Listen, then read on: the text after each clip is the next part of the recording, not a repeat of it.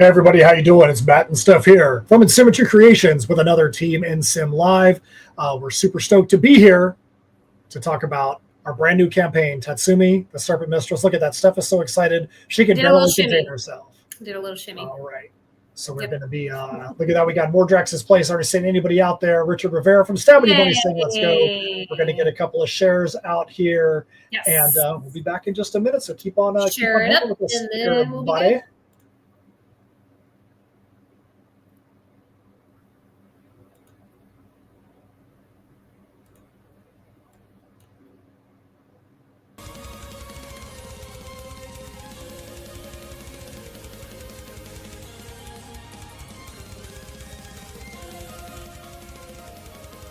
All right, so we are here. We are back. What do you guys think about having the little chat showing on the screen while we're live? Isn't that pretty cool? All right, so we are here to talk about Tatsumi, the Serpent Mistress. This is our brand new campaign that we are super freaking stoked about. Holy crap, we're so excited about this. I've got things that excite me about this campaign, but I'm going to let Steph mention really quick what excites her about this campaign. Ooh, right out the gate. Okay. Right out the gate. Right out Anyone that knows me well enough knows that I love pirates. I love piratey adventure genres. That's just one of my things.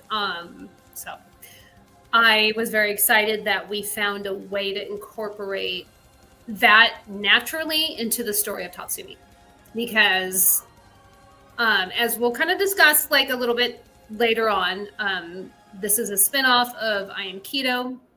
She was a character in Keto, and as we were concepting this idea for Tatsumi to have her own story, it sort of naturally developed into this like kind of pirate feel. So I was really excited because I'm like, I can totally get behind that. That's my jam. I love pirates. I love adventure, high seas, swashbuckling stuff. So we found a way to utilize that where it really works, I feel like. So I'm trying to figure out, I see that we have a couple people watching this on YouTube. I'm trying to figure out why Facebook is being a dope and not sharing the stream right now. There we go. I see it on the in-sim page. Yeah. I'm going to I think we're good there and make sure that people are seeing it. Doing live streams is always an adventure. Yeah, always an adventure. Always frustrating. Okay, so I see it's showing on the in-sim page. So I'm going to look at the chat while Matt is doing that, so there's not any awkward silence, because that would be weird, and nobody and everybody knows that Matt and I are not known for awkward silences. So we've got more Drax's Place commenting in the chat. We've got our buddy Richard Rivera, and now John W. Part-Time Comics, aka John Westhoff, with his typical metal horns. Of course, he's got to put that in the chat anytime. And John has got a campaign running right now. When we get to the end of our live stream today, we're going to actually talk about his campaign just a little bit. We're going to talk about Tatsumi. We're going to talk about where we're at in the campaign, what's upcoming. We have a couple of live appearances that we're going to talk about today that we're just announcing today. Mm-hmm. We're going to have a little rant on the Postal Service that I am going to be channeling my inner Travis Gibb to rant and freak out because the Postal Service is pissing me off. Anybody that's a Family Guy fan will know that this is what grinds my gears segment of our show. You know what really grinds my gears? What really grinds Matt's gears right now is the Postal Service, but we'll get into that later. And I'll tell you about some of the crazy things we've had happen recently, and then we'll go from there. Like I said, we're going to talk about some campaigns at the end of the show. So while we're getting this stuff started, we're going to show you the campaign video for Tatsumi. We put a lot of work into this. Really happy with what's there. So let's get Tatsumi's video showing, and we will go from there.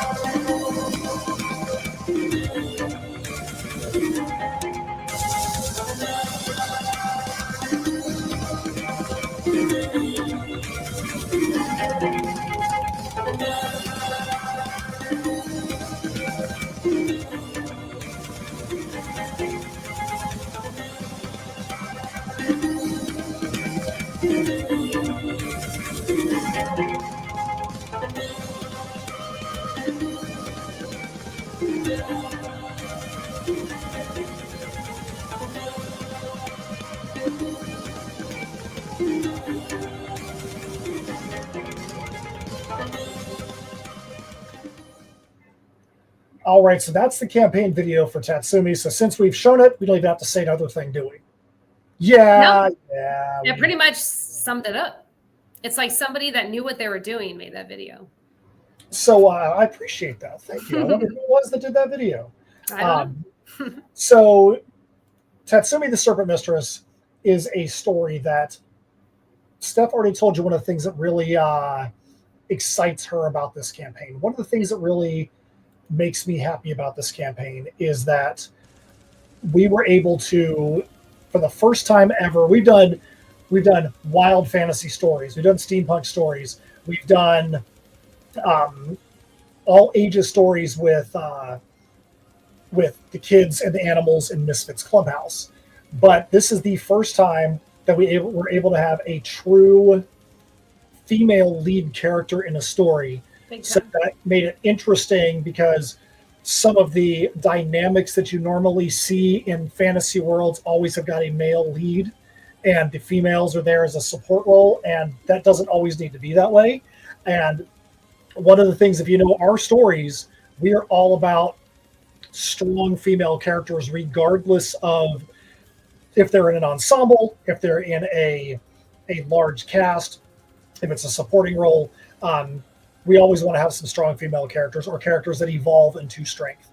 With Tatsumi, not only do you have Tatsumi the Serpent Mistress as a strong female lead, there are some strong female characters and some a little more, I don't want to say meek because meek is not the right word. There's some alpha and some beta female characters involved in this as well too, which makes it interesting because every character is not the same. So right now in the campaign, as you can see, we're at 2116 of the minimum ask of 3,500. There's 70 backers, 21 days to go. We just launched this on Tuesday. Normally, we run campaigns for 16 to 17 days. That's our modus operandi. But right now, we're running 23. The last one we did for Misfits Clubhouse, we ran for 23 because of the type of title it is and being all ages. For this one, we ran for 23 just because it's a brand new title, and this is the first brand new title that we've had to market in 2 years. Because Misfits, Heirs of Isildur, Tales from Nocturnia are what our last campaigns were. I Am Keto, the prequel to this, was the first new title that we had to market. So we wanted to make sure we gave it a little more time to be able to marinate out there in the world. Yes. If you're in the comments, and we've got a lot of great comments, and you want to shout out something, tell us what makes you excited about this campaign, and we'll make sure to read that live as well as we talk about it. So again, we're at 2116 of 3,570 backers. That means we're 1384 away from minimum funding. Ooh, that was some good, instant math. That's awesome.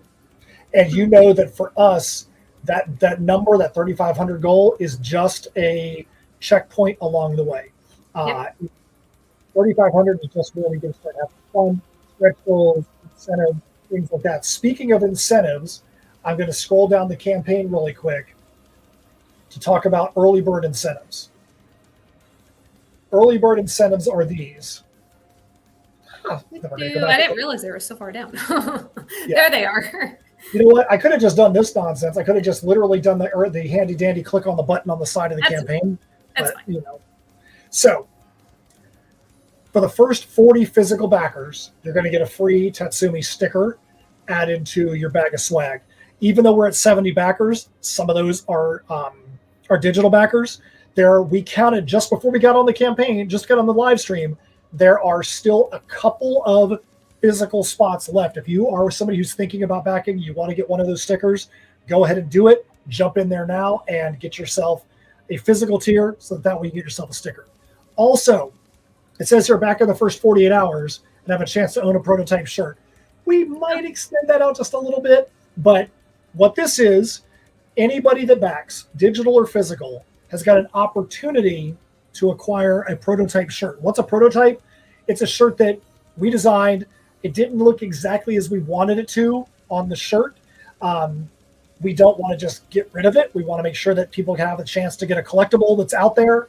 And so we're literally going to give away a prototype shirt. There's like 4 maybe total. And we're going to give one of those away to somebody. If you're a physical backer and you get the drawing, we're going to give it right to you. If you're a digital backer, we'll give you the opportunity to move up to a physical tier, and then we'll give you the shirt as well. So that's a great deal. I mean, how many times you're going to be able to get a free shirt? I love giveaways. Who doesn't love a good giveaway? A free shirt out of the equation. Steph, what all we got going on in the comments? Let's read the rest of the comments. Oh my goodness. Okay. So much since... Okay, let me scroll up a little bit here because I don't want to miss anybody because we've got a lot of our buddies in here. So we got good old More Drax's Place and John Westoff and our buddy Richard Rivera. Then we've got our Spookala buddy Bree. So she's super excited about the female, fronted platforms. So she's very excited about that, which of course I love. And Tatsumi's hot. So let's just put that out there. I mean, she's hot. And she's a badass too. And she's smart. So she's got it all. Why no one has snatched her up yet, honestly, is that's kind of surprising. Kyron Silva, he's like, look at that sexy campaign. That's right. That's exactly what I was saying. Tatsumi's hot. That's okay. There's a lot of comments over here. Kevin Davis. I know. Kevin Davis, he says he's going to back when he gets back to his office. Thank you so much. Yay. Bree said she set her alarm specifically to launch to get the sticker, which definitely was up there as far as like first backers, which we loved. Let me see here. Richard Rivera says I could wear a different InSim t-shirt every day of the week. You know what? And normally I do, but today I'm ripping Spookala. Spookala is the shirt that is on my body today because you know why? Because Spookala rocks, and it's always going to rock, whether it's their name or not. Spookala always rocks. Ethel agrees. She's wearing it. You can't see it, but Ethel behind me is wearing a Spookala lantern. Really? Good job, Ethel. Ethel rocks. Well, yeah, she has been. I showed you. But let's not forget, going back to the wearing an InSim shirt every day. You know who can do that? More Drax's Place, because he's got all our shirts. He can wear one every day. Has a bunch of shirts. So let's see here. So Sarah White says, "What up, nerds?" That's right. I can actually hear Sarah White saying that in her voice. I can too. What up, nerds? Because she's hot. Facts. I'm saying, Tatsumi's hot. More Drax Place. Wade says, "I think I can speak for most of us. We always love new content, and this year more than anything, we have a lot of new content to get out there." Last year, we went back and looked, and we were like, "Dang, we hadn't did a campaign." On Kickstarter since May of 2024. Yeah, there was a little bit of a dry spell there. We purposely punted on the end of the year because of how the economy was. But what we did was we used that to build up to this year and the things we're doing. This is now the third campaign that we've run this year. We did Heirs of Isildur, Perilous Prospects Book 4, which we're super excited about, which we just fulfilled to just about everybody. We're going to get into the what grinds our gears a little bit later about that. We just this past Friday sent Misfits Clubhouse, all the shenanigans so far, off to the printer, and we are super excited about that book. 100 pages, a lot of fun stuff. Such a different title for us, but such a fun title for us. See, hold on, did we just have somebody back when we were? Oh, look at that! We just went up. Well, so now we're only 13.25 away from minimum funding today. Which is pretty good a few days in. I mean, I'm a little frazzled. Okay, we launched on Tuesday, so that's what, 2 days, 3 days, something like that. We're a little tired.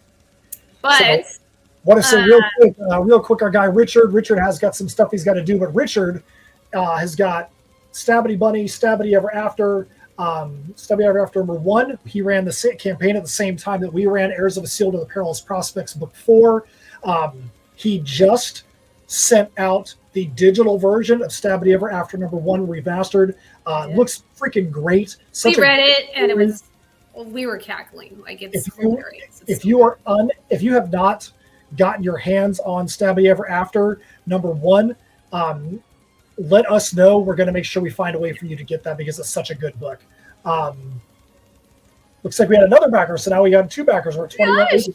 Oh, we need to do more of these daytime live That's streams. right. We want to do the daytimes. Morning for me, by the way. Wanted to do the daytime today. We just, let us know in the chat if you guys like having a chat at this time of the day, because since Sunday we've had a crazy week. On Sunday, I was at the Spookala pop-up show with a lot of people that are in the chat. Great show, great time, great people, some of the best people you're ever going to meet in the industry. Then Monday night, we were on talking all things Jurassic Park with Sarah White.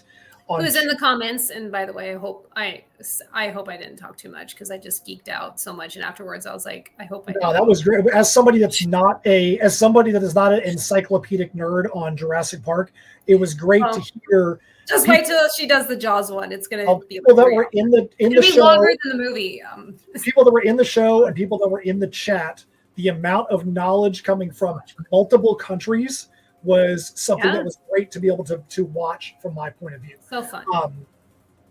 Then Tuesday, we launched the campaign in the morning, and then I was on for a couple hours with Henri Compin and some other heavy hitter creators like Joe Benitez from Lady Mechanica on a live stream. Then yesterday was a stream that was near and dear to my heart.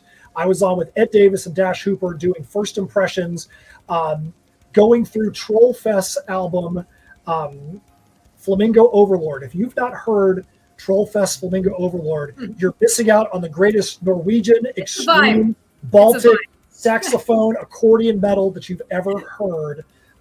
Richard Matz too. If you throw in a sax, a flute, and an accordion, and you pair it with metal, Matt's gonna love it. It does not matter. I love original stuff. I love original stuff, and it is Trollfest. If you've not heard that album, you want to get in on it. I've got a personal connection to those guys, some of my really good friends from Norway. But that album, I think I got to go back and look. I'm pretty sure that was my 2022 album of the year, for good reason. And if you haven't heard it, we'll make sure in the notes for this. That we'll share the video from last night because it was such a great video, such a great stream, so much fun. Ed and Dash loved it. They're not metalheads like I am, but to hear Dash say this is one of the best albums I've ever heard in my life, that meant a lot to me. To be honest, Trollfest is not typical metal. Like I have like a bunch of their songs on my running playlist, and I'm able to run to it. And I can't always you would think that metal would be like an easy genre to run to, but I'm really selective on the songs that I choose on my running playlist. But theirs are, especially that album in particular, is kind of like if you were having like a pool party in the summer and you want like music on in the background, that's what you play. Yeah. So some of the comments here. So we got more comments. I love it. I love all you guys being active. No. So Kevin Davis says, I'm a misfit for life, so I'm backing everything you bring out. That's what I'm talking about. Good stuff, Kevin. Misfit for life. Sarah said, I think you guys should know I have a completely different cat that has to urgently get to the vet. Cats are revolting against you, girl. I say that as someone who has a cat that always is trying to cause trouble. Sarah talked about her one-eyed cat the other day, and I needed to go eat something just so I could puke it back up because it was such a disgusting story. So for her to have don't say that about that poor baby. That's not the cat. I'm not saying the cat was disgusting. I'm saying what was going on with the cat was disgusting. It was disgusting. So Bree Feral Face says, I apologize for any platform notifications for me sharing this. No apologies. That is a good problem to have. Share away. That's what we want. Yes. I'm going to have to pair with Steph and learn more. Okay, so learn more. Anytime. All right. Anytime. John's got the Bruce McTutherson shark in his chat. So Mordrax says a sax and accordion battle. Listen, if you've don't give him any ideas. If you've not heard the song "The Flamingorilla" from Trollfest, imagine one of the heaviest songs you've ever heard with the saxophone going completely insane. It's unreal, unbelievable. But we're talking a lot. Hey, it's good to have all these comments so we can go through all the comments. I'm so happy you guys are out there watching right now. But let's take a quick look at some of the stuff in this campaign that makes us happy, that makes us excited, and makes us hope that you guys are going to want to jump in to this campaign. So right under the header that says that Tatsumi is the last remaining daughter of a fallen empire, and she's hell-bent on retribution and revenge. That is the entire story of Tatsumi. We're going to go through the intro images here. You'll understand why she's bent on that. As you can see, we've got 3 different covers. We've got 2 different new shirts, 2 different pairs of new socks, and we've also brought back in our ever-popular glow-in-the-dark Soul Ripper t-shirt for this campaign. Love it. Plus, we've got 2 new poker chips that we've been doing our series of poker chips. We've got 4 different ones, and now in this one we've got a yellow/gold and a gray/silver poker chip. They're in our Fool's Gold packs. So let's see here. So Tatsumi's pursuing a path of retribution and revenge against the evil horde that left her kingdom as nothing more than a trail of embers, ash, and corpses. The post-human Dark Conquestors and their vampire-like spirit-sucking accomplices, the Soul Rippers. So imagine living your life in this secluded mountain empire that is nobody in this empire has ever seen outside the walls. They've had no reason to. And this marauding force just comes in, wipes the entire empire away, kills them, or turns them into food. That is what the Soul Rippers and the Dark Conquestors need to be able to survive. So most of the people in the Yamaran Empire, where Tatsumi's from, were turned into food so they have their souls literally sucked out of their body so that the Dark Conquestors and Soul Rippers can survive. Tatsumi witnessed this. Tatsumi, just like Kido, who's in Heirs of Isildur, they both believe they are the only surviving person. Yeah. Kido has his reasons for believing that Tatsumi died.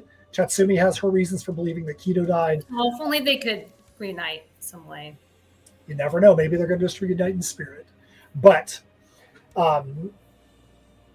Tatsumi is like, I've got to get retribution on these people for destroying my kingdom. But she knows she can't do it alone. So she sees the village burning, and she puts herself into a little fishing boat. And you know what? I won't even go any farther about what happens in the story, because the first you have to find out. The first 6 pages of the issue, 6 pages of issue 1 are on this campaign page. Yep. They're on the campaign page, so we want to make sure that you know that, so that way you can see how the story is going to start off. So we are confident you're going to read those 6 pages and be like, I want to know what happens next. And so there's our latest news. Go back to the introduction really quick. So we're still at 2180. So latest news, we decided to put this little section on the campaign page this time, just so that way you can see quickly what are the things that have been updated in the campaign. So if you're somebody that's already backed and you want to see if there's anything that's new other than, say, in an update, that you can quickly go to this section and see what's happened. So on the 20th, we updated some items in the add-on section. There were quite a few things that weren't there that we needed to make sure were there. We had people asking for certain things, and we put them in there. If you see something, you know of something that we do and that you want, and it's not in the add-ons, just send us a message, and we'll make sure to get that out to you, or make sure we get that tier created for you. So do you want to read this here, Steph? Who might enjoy this story? Oh my goodness, I don't have my glasses. Want me to do it? Yeah, it might have to be you. Sorry. Okay. That's okay. I know that's small on the laptop screen. Teeny tiny on my little laptop screen. Okay. So it's for fans who might like this story. If you're a fan of Pirates of the Caribbean, the live action One Piece, and wild fantasy adventures with highly developed lore, there's a lot of lore, a lot of stuff going on. We try to make it where the story that's happening in the issues are going to be very upfront and easy to understand, but the lore and the backstory behind what's going on is developed so that way, if you're somebody that wants to get deep into that it's going to be there for you to be able to understand. Fans of stories with strong lead female characters with even stronger motivations for their action. Tatsumi is an Onabageisha, a female warrior from the Yamaran Empire, a fictional Far East empire, and she's now going to find herself literally cast away from all that and having to integrate into a place that she's unfamiliar with.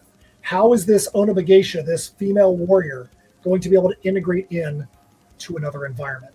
And if you're a fan of our other fantasy stories, like I Am Keto, Heirs of Isildur, or Tales from Nocturnia, we've had people come up and tell us how much they love the story behind Tales from Nocturnia and how much it's meant to them, because they can see how we knew what our plan was at the beginning and we really understood where we wanted it to go, and we've had a fun journey to get to that point. That's exactly what Tatsumi the Serpent Mistress is going to be. Right now, this story arc, we believe it's going to be 5 issues. Don't hold us to that. We believe it's going to be about 5. We know exactly where we want to go with each issue. One of the things that we told ourselves we're going to do in this series, which is funny because it pretty much is on me more than Steph, because Steph has always wanted to do this. I'm the kind of person that's like, hey, we need to have it be a perfect bound book. We need everything we do to have a spine on it, because we're like, you know what? We're independent creators. We can have this thing be as long or as short as we want. And Heirs of Isildur, always be what we want. Heirs of Isildur, 44 to 56 page books. That's how it's always going to be. With this one, we said we want every issue to just be a comic size, 32 pages or less, so that way we can get them created quicker, get them out into campaigns quicker, get them into your hands quicker, keep the story pace moving quicker. And in doing that, it's really forced us to make sure that we do 2 things for you guys, which is 1, make sure that the overarching story is told beginning to end, but then also that there are set pieces that are very enjoyable that are going to be unique to each issue. We're not going to get into what's going to happen in issue 1 versus issue 2 versus issue 3, but we already know the set pieces that are going to be happening all the way up probably through issue 5. And the set pieces that are going to be unique just to those issues are going to blow your freaking mind. They are unbelievable. I am so stoked to be able to know what's coming, and I can't wait for you guys to jump in and get on board this with us. Steph, are there any more comments we need to talk about? Good old Kevin Davis said he just backed, so thank you so much, Kevin. We appreciate it. More Dracula's Place, of course. He says socks. Some people just, they love our socks. I love our socks. I'm wearing our socks right now, actually. I wear them every day. Pretty much every day. I wear them to work. We're now 1302 from minimum funding. Great job, you guys. We will have some backer count incentives as well. We make sure that the backer counts and the dollar amounts are both celebrated. What those things are going to be, we shall see, but so stoked. Yes. So let's see here. We're going to show you the covers. So we have 3 different covers, technically 4, technically more, for this campaign that we are really excited about. So the cover A for this campaign is the Savage Warrior cover from our main art team of Alessandro and Alan. This cover shows Tatsumi looking like a badass. I love this cover. Fighting with the crew of the pirate ship, the Sidestalker. Why she's fighting with them, we're not going to tell you. We're not going to tell you why. Not going to tell you how. You're going to see what's happening a little bit later on. We're pretty fun, pretty interesting there. So, Steph, what's your favorite part of this cover? It's just so action-packed. There's so much going on, but you can clearly tell that it's happening on a pirate ship. This is one of our covers where if I was just like a random reader and I saw this cover, I'd probably want to buy it. It's just fun. So next up, we've got, I'm going to talk about cover B. You can talk about cover C. So Cover B is Fire Mistress from my boy, Christopher Hirschberger. Chris and I do a minimum of 2 shows together, 2 live events together every year. We are at minimum of 3 live events together every year because of some other shows that we do. But every year, myself and Chris are at Free Comic Book Day at Bearded Brown Coat Comics and Games, and we're at Black Friday for midnight showing at Bearded Brown. We've talked about many times that we should do a collab together. Chris is a well-known fine artist in the area. He also does trading card art for tokens for Magic the Gathering. He has a whole array of these things. He has his own line of stuff that he does, little silly characters and all that, trash monkeys, things like that. But we've talked about this for years. We finally have a chance to be able to do a cover together. And this is his rendition of the Fire Mistress, where we have our serpents that are rotating around. One of the cool things about this cover is the metal version of this cover is called the Blackened Fire Mistress, where the entire background is just black, and you've got the serpents and Tatsumi and the fire on the front, and it just looks crazy. There's also a shirt of this cover as well, which people seem to really get behind. And now, Steph, I'm going to let you talk about cover C. Cover C is our girls, Chess and Gwen. They are manga creators in my hometown, so we've gotten to know them that way. We actually came out here in February, and we were able to do like a dual signing event, which was so much fun because I had met them in person since they live in my town several times, but it's the first time that they got to meet with Matt, even though we've done several video chats and we email and talk like all the time. So that was so much fun. They are incredible creators. They have a manga series called The Bohemian Trials. So look that up. Maybe get a little bit of support because they're awesome. But anyway, so this is what number cover? Like how many covers have they done? I think it's the 7th. Okay, they've done a lot because I mean, look at it. They did the main cover for I Am Keto. The I Am Keto cover A is their cover. So Gwen is, again, making Tatsumi just look like a beautiful badass. So, I mean that cover is going to speak to a lot of people. Yeah, I'm good in it. Happy with that. And I can tell you, we did something for them that we haven't done in 7 covers. We've never had their art on any of our merch. So there's a wearable Water Mistress pack that has got a dark purple shirt and socks for this cover as well. I'm so excited that there's socks. They're good. They were so excited. It was fun. So then we also have a sketch cover. You know, you got to have a sketch cover for every title you do, not every issue of every title, but you at least have a sketch cover somewhere in the line because you never know who's going to want to draw on those things. So here's where we want to really get into. Show us some samples. We felt like with this being a new series, we needed to give you guys a meaty piece of the first issue so that way you can understand what this is. You can see the art, you can see the lead in. So here's the first 6 pages. Tatsumi is on the fishing boat in the middle of the ocean. It's clear that she's been out there for a while. You can see she's stripped off all of her battle gear from what happened at the end of I Am Keto. And you can see that you go to the next page, you can see she's in her broken battle gear from the end of Tatsumi. She's climbing down from how she survived. She looks up and sees the Yamaran Empire burning. And she's like, you know what, these bastards, they have to pay, but I can't take any chances. I've got to just go on my own and explore. I got to sail out into the Serpent Sea. The Yamaran Empire believes that their kingdom is enshrouded by magical purple orchids on one side and serpents of the sea on the other side. So they have an impenetrable fortress around them. But nobody's ever ventured into the sea to go and explore where these serpents are because they believe that the serpents, as the guardians of the sea, are going to take some issue with anybody traveling into their waters. So then you see Tatsumi gets hit by a rogue wave and gets knocked out. The next thing you know, you see that there's some voices talking.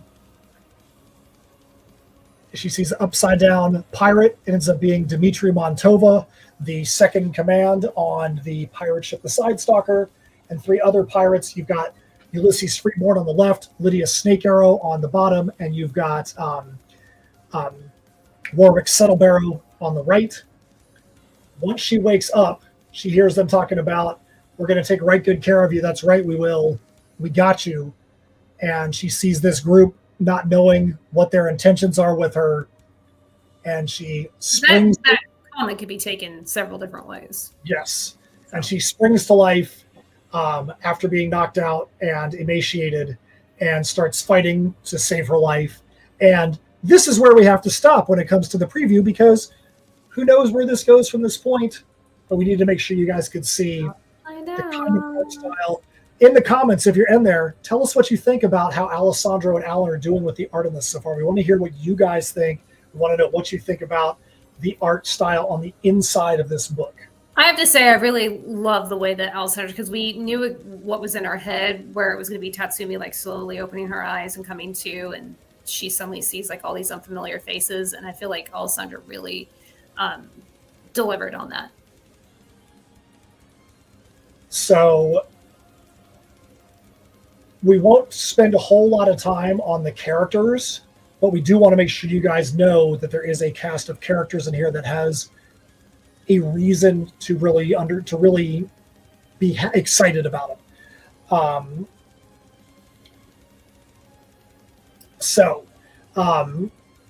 Who are the characters? So we've got Tatsumi, obviously. Then we've got the people on the pirate ship, the Side Stalker. The Side Stalker, the captain is Admiral Derringer Ascot. Second in command is Dmitry Montova. Next, we've got Lydia Snake Arrow, who we are very excited about the path that we're going to see to happen with old Snake Arrow. You've got Ulysses Freeborn.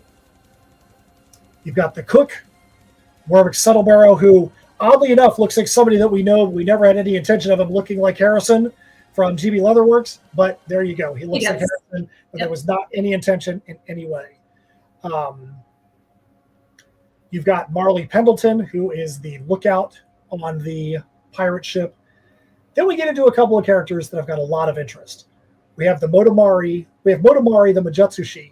As you saw in I Am Kido, the Yammerd Empire had 3 Majutsushi, which means magicians or conjurers in their kingdom.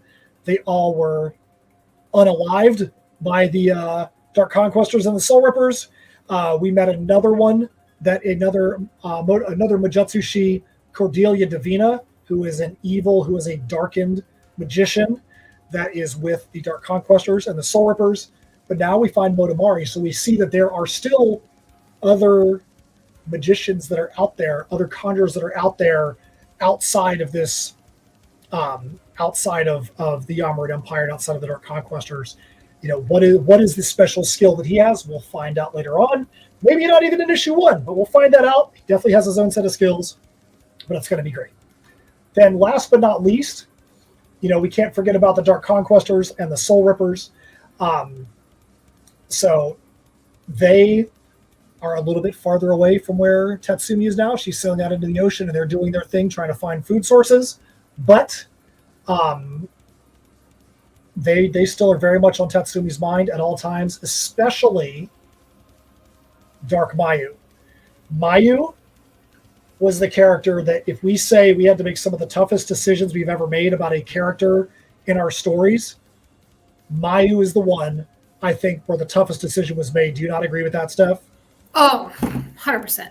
We love Mayu. We love the story that we had when we got to the pages in I Am Kido, where she became a post-human Dark Conquestor. I remember to this day when Alan got that page to color, he literally messaged us and he was like, "Have you no heart? How did you do this?" It was pretty funny. We're like, We're like, that's the reaction. We know Chess and Gwen from Bohemian Trials are very invested in the story, and they were very heartbroken to see what happened to Mayu, but then also they're like, "Are you freaking kidding me? Mayu's now a Dark Conquestor." They've got mixed feelings, mixed emotions on this, where best friends growing up, Tatsumi and Mayu, are now on completely opposite ends of the spectrum. They can't wait to see what's going to happen with that relationship there. One of the things that is a small side note about Mayu, which is important for our followers, our supporters, our potential readers to know, is that we told you that Kido, who's now a part of Heirs of Isildur, believes he's the last surviving member of the Yammerd Empire. Tatsumi also believes that, but Tatsumi did not see Mayu get turned from a human into a post-human Dark Conquestor. So she, in her mind, knows she has to go destroy all Dark Conquestors, all Soul Rippers, but she doesn't even know that her best friend is now fighting alongside of them. So we'll see how that all plays out, won't we? Okay. Yes. So that's all there is on the characters. We will pause on that because we're talking a lot about those aspects. So let's go back. Steph, are there any other comments that we need to let's see here. Bree said cover C is the one that she picked. Mordrax's Place said Davy Jones would be proud. Yes, he would. I think he would. Yep. Let's see. I'm going up from there because I've got the full list. Let's see here. There's a lot of love being shared. Bree says the one-eyed cat needs a googly eye. Sarah White, that would be freaking hilarious. You got to get your cat a one-eyed, or we got to get him maybe get him a Dark Conquest. My cat would be so mad. So Bree said, "Oh my God, okay, gonna go listen now." So Bree wants to listen to the Troll Fest show from last night. Yeah. Sarah White said the boy is recovering just fine despite the nastiness of his eye injury. Bree also said, "So proud of you all for putting out killer products. Thankful to know you." Yeah. Sarah also says, "I'm going to go back as soon as I can figure out how to get physical instead of digital." Sarah, what I would say to that is this: consider going and backing digitally now to get yourself on the roll call, and then if you can figure out how to go from a digital to a physical, then do it at that point, because every backer counts, every dollar counts, helping to get to a backer count goal, helping to get to a stretch goal. So I would consider, if you're somebody that's like, hey, I want to get in, get yourself in now. We know of a couple people that backed in the first 5 backers that backed and then are like, hey, I'm probably going to change my pledge up to something different, but I wanted to get in early so I can see if I can get in those top 5. Let's see. Sarah says, I'm working on an eye patch, actually. Oh, that's freaking amazing. I can't even imagine a little kitty with a little kitty eye patch. Sarah, you might want to let us talk to our guys at GB Leatherworks, or you might want to let us see if we still have one. And we have Dark Conquester eye patches that we did for I Am Keto. They're leather, though. I don't know if a cat's going to be all about the leather. Yeah, a cat would probably eat it. They'd probably eat it. Maybe. Right? Mine would. Okay. So we are now at, let's take a quick look at where we're at in the campaign. Really appreciate all the support. Really appreciate everybody that's out there watching. If you're out there watching, definitely let us know. Put a comment in the comments so we can shout you guys out. So we are at 2198.73 backers. Look, that's good. We're picking some up. 1302, like I said, yeah, we're 1302. So without going through all the tiers, because you guys can look at the campaign, we have a lot of tiers. We have single individual issues that you can get. We've also got what's called Fool's Gold packs, which means you get the single issue plus one each of the new poker chips if you're a collector. We've had a lot of people that have gone into our add-ons and added on the other poker chips because they want to make sure they keep the kit going. You can get a single issue with the poker chips. We've got packs if you're like, hey, I want to get this prequel, I Am Keto, that you guys keep referring to. We've got digital versions of I Am Keto. We've got catch-up packs for physical. Oh, you know what? I just noticed that I messed up on that graphic right there. So you see this graphic right here? Whoops. So I've got to go back and fix that because that's the, okay, no, I didn't mix it up. I'm just going too fast. You've got the digital of Tatsumi. You can get the digital of Tatsumi and Keto. You can get a physical of Tatsumi and Keto, or you can get the Fool's Gold version, which has got Tatsumi, Keto, and then the poker chips. My goodness, I was like, I hope I didn't make a mistake on the campaign. That was a lot of confusion right now. Sorry for going so fast, everybody. I'm excited. Then you've got the metal covers. We've got regular metal covers of the cover A and cover C. And the reason why they're out of order there is because we wanted to show you that we've got the Fire Mistress, blackened Fire Mistress with the all black, with the fire and the serpents and Tatsumi on top, which is that's going to be the special metal only variant. We like to have one of those every campaign that is only available on metal. There's been a lot of people that have picked that one up. We're super stoked that people are getting behind that one. Now here's some of the fun stuff. We talked about, we've got the wearable Water Mistress. You've got the purple shirt. You've got the Water Mistress socks. You can get the cover. You can get that Chess and Gwyn special package. You've got Underneath that, you've got the Fire Mistress pack from Chris Hirschberger. You can get his cover as a shirt. You can see on the shirt version that the flames extend up all the way past Tatsumi's head. So that's going to be what's on that shirt. You can get a bundle that's got the regular cover, the metal only cover, and the shirt. And then something that's been pretty popular is the Soul Ripper special. You've got the glow in the dark Soul Ripper shirt. You've got the Soul Ripper socks, which Mordrax asked, are those socks glow in the dark too? No, our vendor doesn't make glow in the dark socks. Yeah. But you sure as heck know if they did that, we would do that. Oh. You've also get a copy of Tatsumi, but then you also get the Cordelia Divina special cover for I Am Keto, who's a Dark Conquester and a Soul Ripper. So that's your Soul Ripper special pack. We've got a lot of catch-up tiers. You can get all the covers. You can get every cover for Tatsumi, every cover that's available for I Am Keto in one pack. You can get a PDF pack that's got a copy of every PDF title that we've ever done. That is Tatsumi, Keto, Tales from Nocturnia, Misfits Clubhouse, all the shenanigans so far. And then not 1, not 7, but 6 different PDFs for Heirs of Isildur that are all going to be in that pack. Or you can get a copy of everything physical that we still have, which is 9 different physical. We have one issue that is out of print. In print, you can only get the digital. So you want to get a copy in print of every title. You've got the same ones. You got Tatsumi, Keto. In that pack, we put the late, great Carl Moline's Majutsu cover in this one.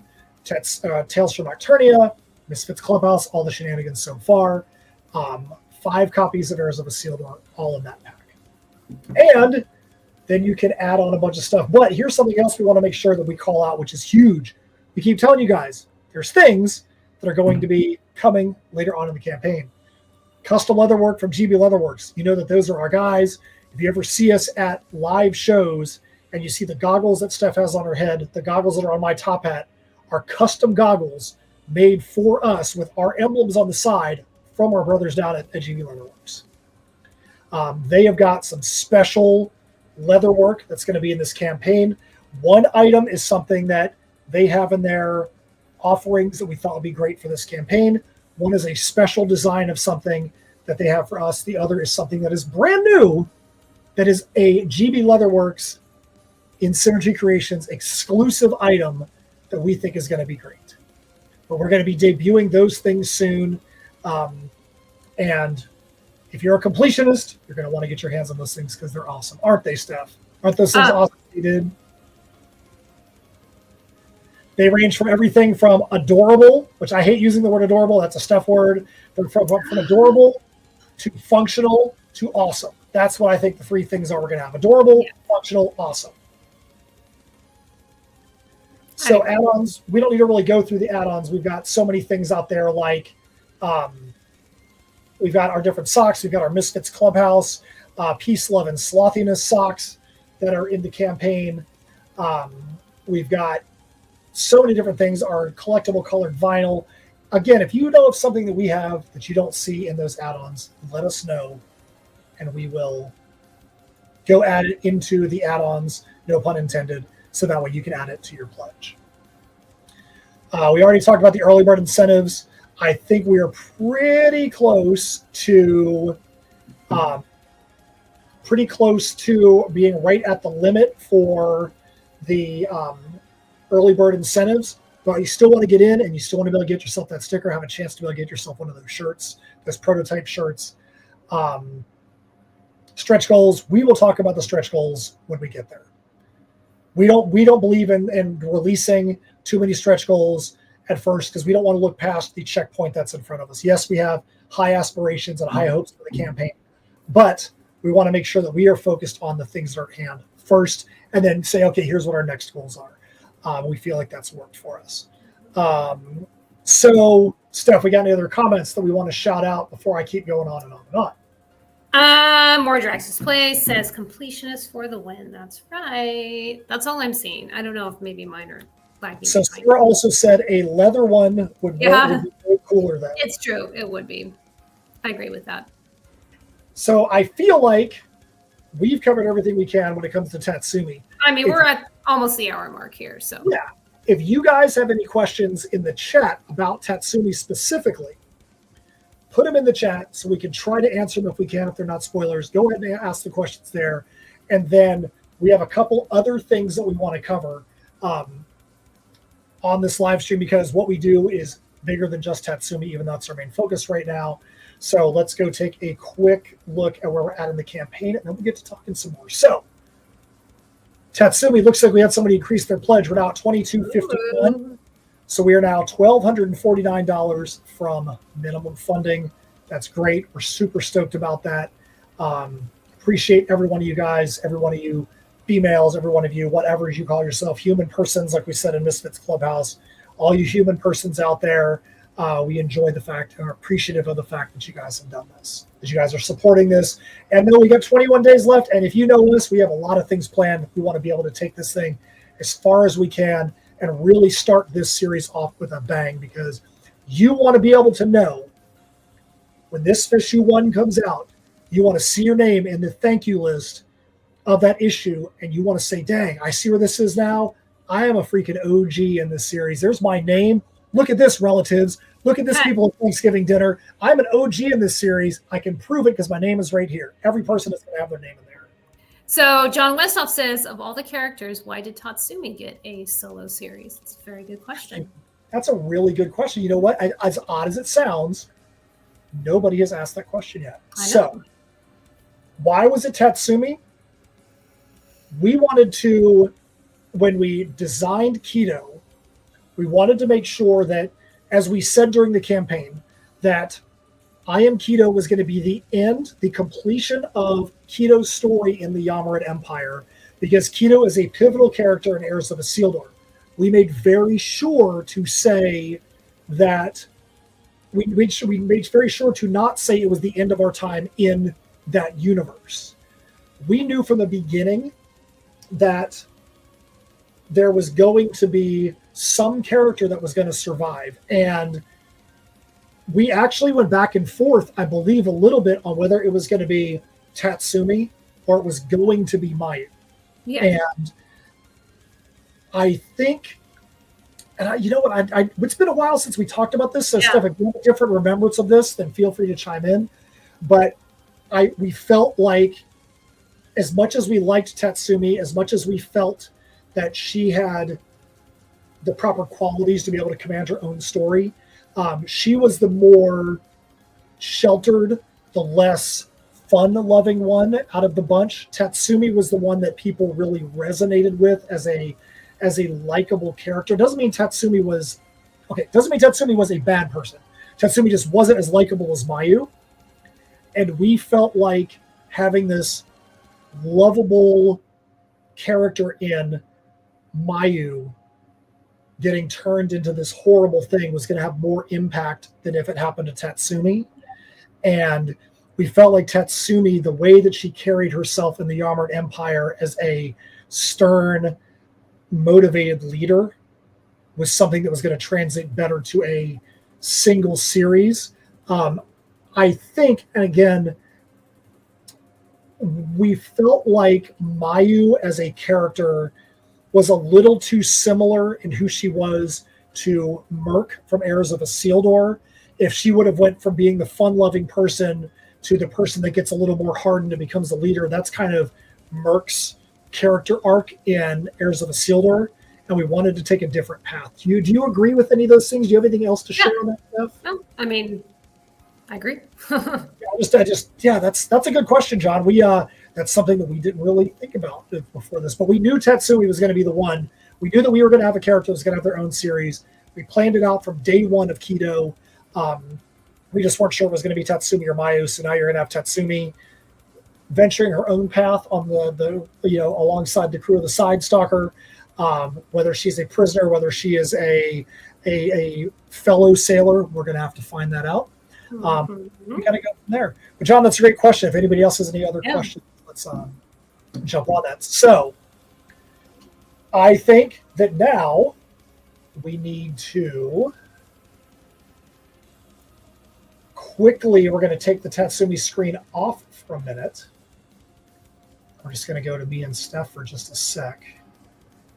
Oh. Oh, before we do that, Feral Faye just had a great 2 questions in a row. I'm going to start with the second one first, and I'm going to rephrase it. Should I just hand over my wallet? Yeah, let's do it. Yeah. But her question is this a good start if I haven't read the prior series, or should I just hand over my wallet? Yeah. Great question. We have designed TATSUMI to be its own standalone series. You don't need to know anything about anything else that we're doing to enjoy TATSUMI. But we always like to say every story, there's always something, no matter what story is out there that you like. Star Wars. Think about where Star Wars started, episode 4. First movie in the series. But there's so much backstory that was out there that could have been told about how these characters got on board this ship and all that. You still could enjoy episode 4, Empire Strikes Back, Return of the Jedi, without any of the, I mean, I still enjoy them without any of the prequels, but you know what I'm saying, that TATSUMI is designed to be its own thing. If you want to get more of an understanding of the Dark Conquestors, of the Soul Rippers, of who TATSUMI was before, you could pick up I Am Keto, but you don't need that to be able to truly enjoy her journey in the story. So that was a great question there. We would definitely say, just like we say with anything else, you want to get I Am Keto, you want to get everything, because if you want to be able to, if you're somebody that's deep into lore, that helps you. But TATSUMI is definitely a secondary character, a support character in Keto. This is where she jumps to the front. Yep. So Mordrax Play says Waldorf von Schnitzenladel needs his own series. Yeah. Listen, old Schnitzenladel got himself a couple of panels in Heirs of the Seal to the Perilous Prospects 4 because he picked a Draw Me In tier. There's not a Draw Me In tier in this campaign, but Waldorf von Schnitzenladel got himself drawn into that issue. Sure did. We will have some Draw Me Ins again, but just not after this issue, because we are already halfway through the art for issue 2. Issue 2 has already started being drawn.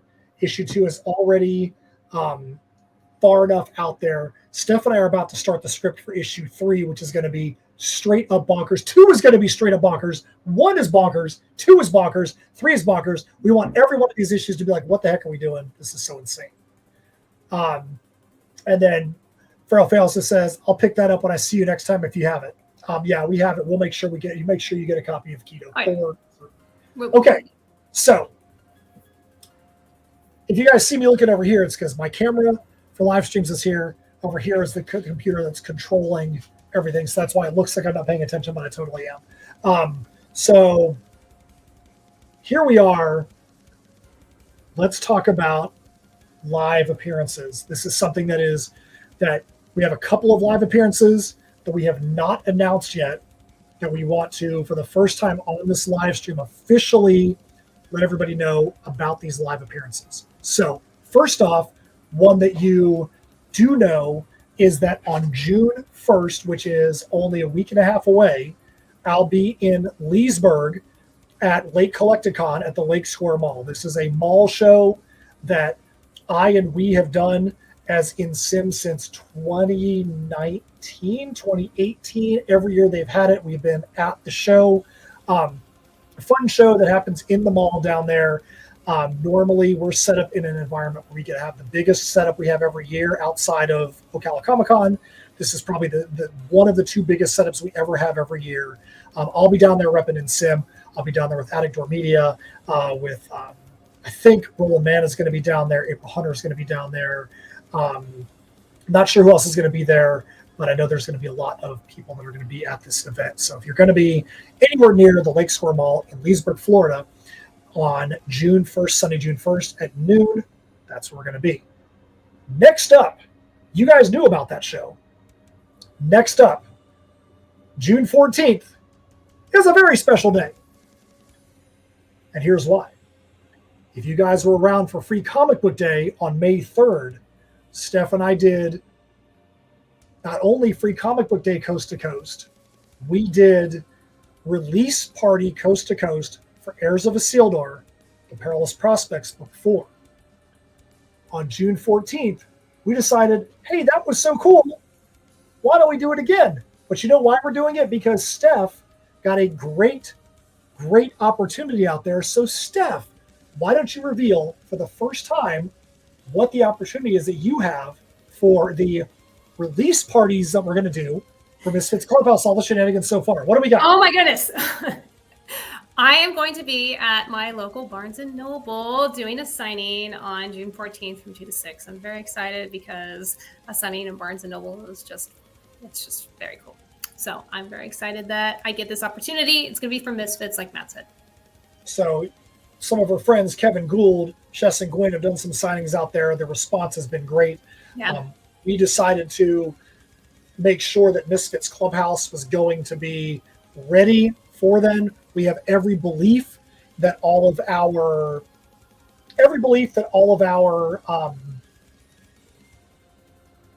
Kickstarter shipments and packages are going to be out by then. We are going to have the books in hand. We're going to be able to get those packages out to you, and we're going to be able to have these things for the release parties on June 14th.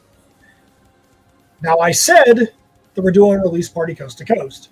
While Steph is going to be at Barnes & Noble, I am going to be alongside Emily Recent, who did our Mario Kart homage cover. And we're going to be at Flashpoint Comics and Games in Winter Springs, Florida, for the East Coast release party of Misfits Clubhouse, all the shenanigans so far. So I'm going to be there with Emily from 10 to 3 Eastern. Steph is going to be at her Barnes & Noble from 2 to 6 Pacific, which is 5 to 9. And then I'm pulling complete double duty, and I'm going to go do my announcing gig with Brave SC USL League 2 soccer tonight. So we got a busy day that day. A little bit. But super happy that Steph has the opportunity out there at Barnes & Noble. If you're out there in the Visalia area, this is going to be a huge event for her. So stoked that she got this opportunity. So there you go. We have June 1st, June 14th, June 14th for our next 3 opportunities. So we have 2 more things to cover before we get out of here. So let's make sure we do them quick. So, you know what? I'm going to turn the music off that's playing in the background just a little bit. Which, if you're hearing it, you're like, hey, what's that playing in the background? That's one of our songs off of Heirs of Isildur versus Tales from Nocturnia. That is Nightmare Scenario. That's what's been playing in the background the whole time. So, what grinds my gears? You know what, Steph? Right, we haven't even gotten to this yet. Oh, boy. Oh, listen here. Oh, that is close. Listen here. Personal. We shipped out our packages for Heirs of Isildur, the Perilous Prospects Book 4. We had more problems with There's a lot of problems during Heirs of Isildur, the Perilous Prospects Book 4 that we have ever seen. What kind of problems did we have? Let me tell you what kind of problems we had. We had somebody, he will remain nameless. If somebody else wants to say who it is, that's fine. But we had somebody that we shipped a box of stuff. When the box got to them, when the shipment got there, they said, hey, man, I think we have a problem. Unless you ship me a bag with gray cargo pants in there, something happened to our box. And there was, like, listen, when this conversation went down, we were very confused for a very long time because we were like, is he joking with us right now? Like, you don't expect to ship something to somebody with your label on it, and they get a package with your label on it, and it's pants. So we're like, and I even had to like double check. I even asked Matt, I'm like, are you sure that you didn't like accidentally order something for yourself? Not that Matt would ever wear cargo pants because he would not, but for yourself and accidentally send it to our person. Because it's so unbelievable that you can't imagine. You have to explore. Yeah, you got to explore every thought. So what we believe happened, what we are being told happened. Now, if you're listening to this and you're in the chat, please comment back if you think this sounds like a plausible scenario. What we were told after talking to multiple people in the Postal Service was that they believe high-speed machinery completely and fully intact removed our label from a box. Yeah. And then that label was potentially picked up by a human being and said, oh, the label came off the package. Let's go and stick this onto a bag that already had a label on it. So that's why highly unlikely. I call shenanigans. That's why our backer got a pair of shorts like that. Luckily, we had insurance on it, but now I had to waste time and file 2 different insurance claims to get our insurance back on that, which is frustrating. Luckily, that box did not have any. Luckily, that box did not have any things in it that were like one of a kind, the last of something that, luckily everything was replaceable, but you still don't want to have our stuff out there floating around. And the thing that's most frustrating about it is that this is not the first time that a box going to that area has gone missing. Very ridiculous. Try to be very quick about this because we still want to show really quick a couple other campaigns we want to make sure you guys know about. But we had things like every single package that we sent to the state of Washington took a scenic trip to Anchorage, Alaska. Literally, the tracking shows it go to Washington, then go to Anchorage, Alaska, then come back. We had an international backer. Now, listen to this crap. If this happened in the USA, people would literally be getting arrested because what happened to this person would literally be a felony in the United States. They gave us their shipping address. We accurately put their shipping, their address onto the box. The box was then retagged so it could get shipped to Norway. In this process, they changed it from apartment F to apartment A. Our backer calls or messages us. He says, hey, the box was shipped to a vacant apartment in my complex with a locked mailbox. So he had to do a lot of work with his with his apartment complex to get back access to the package. There was a company that was cleaning out the place. He then messages us and he says, you want to know what he said, Steph? Do you know what this guy said? I do know what he said. I went to my mailbox and the book was there. And I'm like, that's great. He said, no, the book was there. That was it. They opened his package. They discarded his package. They opened the sealed bag that his book was in. They took the book out. They took all the extra stuff, metal trading cards from our collab with Stabity Bunny, stickers, a personal note to this backer, and either threw it away or kept it and took just the book and put it in his mailbox. In the US, that is a felony because they opened somebody else's mail. Luckily, our guy got the book. But my whole thing about this, my whole rant is this. We are dependent as comic book creators on the United States Postal Service.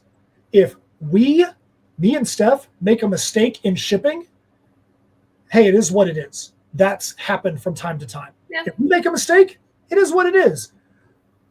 There's other packages that I didn't even talk about in here. We had over 6 packages in one shipment that all had issues that had nothing to do with us. That's not acceptable to the USPS. That's not acceptable. Got to do better. You got to help out people like us in this economy where costs are going up, where there's tariffs, there's things like that. Don't make it any harder on us to get our stuff to our backers, to our supporters. It's a hard enough time to get people to support indie comics and creations as it is. Don't make it any harder on us. Steph, is there any comments out there before we jump on to this next Sarah thing? White said, well, yeah. So Bree, okay. So more Drax's places. It was me. It was him. It was. Yeah. Bree says, USPS is insane. Yeah, clearly. I mean, we experienced that big time this time. Sarah White says, I had a box going to central Italy a few weeks ago, made it to Milan, then somehow went to Poland before making its way back to Italy. So her packet, they went cross country. That's crazy. Kind of makes you want to pay extra for UPS, huh? Yeah, but honestly, it's everything. Right. Here's the thing. We've had just as many problems with UPS. Don't think that UPS is the savior because we have had just as many problems with UPS as we had with... Personally. I don't know about others, but yeah, we have. So okay. Anyway. We need to wrap this up because it's been over an hour and people are going to start to go cross-eyed. We're going to wrap it up here, but we have one quick thing we need to do beforehand. First thing we're going to do is... that's where we're at in the campaign. Our campaign, $22.51. So now we're $1,249 away from minimum funding on our campaign. but we are not the only ones out there that have a campaign running. We want you guys to go up and back and support our campaign. We believe in this book. We believe in the story. We believe in this character. We need to be able to get to that minimum funding. But we have some other friends that are out there right now that are also running campaigns that we want to make sure we share with you really quick. First one we're going to share is War Lion from Henri Compen. Henri was nice enough to allow me to jump onto his campaign live stream the other night. War Lion, I'm going to go put the link for it into the chat. If there's somebody else that's out there that has the links and they want to put them up there so I don't have to do it, that is totally fine. But I am going to go and put War Lion in there. So War Lion is, Henri's got, this is Tatsumi is fictional Far East, Tito's fictional Far East. Henri, what he does is all fictional Far East, and it's great stuff. He's a quality writer. War Lion 1 through 3, the complete miniseries, the brutal and bloody martial arts, sci-fi, dystopian epic. He's only got $600 and some, $500 and some dollars, $603 to get to his end of campaign. Only got 31 hours to get there. So once you go and check out our campaign, we want you to go over and go take a look at old War Lion. Next up, we've got Final Heist from our boy, John Westhoff. John Westhoff is a creator who we've done some collabs with. He's a fellow metalhead. Final Heist is his newest campaign. He's got a minimum funding goal of $5,555. I am not sure what made John pick $5,555, but as you can see, that's a pretty hefty number. He's got 60 backers with 20 days to go, so he's going to need some big whales to jump in there and back his campaign to help him get to that number. We want you guys to be one of those people that helps him to get closer to that number. The link for that has been shared in the chat. Next up, we've got, when the thing decides to go, we've got a campaign from Greece. So these guys actually hit us up and wanted to know if we wanted to cross-promote with them. And I took a look at their campaign. I thought it looked great. I'm trying to figure out why my computer is acting silly right now. Okay. So Mythos Manga, Volume 2, Part 1. So this campaign is out of Greece. And they hit us up, wanted to talk about campaigns with them. They've got a fun video, Thessaloniki, Greece. So it's cool to know that we've now got a backer from Greece. They've got a backer from the U.S. on their campaign. So once again, I am going to throw their link in the chat so you guys can go take a quick look at them. So this is I'm not sure why Facebook is acting weird, why Kickstarter is acting weird. But if you're somebody that's in the U.S., you're like, man, I don't want to pay international shipping and tariffs, go back things digitally. Give them any backer, any dollar is going to help these guys to get closer to their goal of $4,533. I'm sure that's not the number that they set because they're probably in euros. So it's probably 5,000 euros or 4,000 euros, but it converts to 45.53. Last but not least, our boy Gabe Chang, note him. Gabe is somebody that we became friends with over COVID, and somebody who from Fanbase Press, they were doing every Saturday chat for people to be able to connect with people from around the country. I was a part of that. Steph was a part of that early on. Gabe was a part of that chat, and we've kept in contact since then. Gabe just launched his campaign for This Seems Normal, number 1. It's a comedy adventure. He is already close to that $2,000 goal that he has set as a minimum funding goal. But he's got 13 days to go. Let's help him get to that 2,000 so that way he can get onto his stretch goals and he can have fun showing some stretch goals off to you guys. His link is in the chat as well. So that is War Lion 1 through 3. That is Final Heist, Mythos Manga, This Seems Normal. Am I still sharing that? Oh, I guess it looks like I lost all of them. So you know what? Hold on one second. Let me figure out what happened here.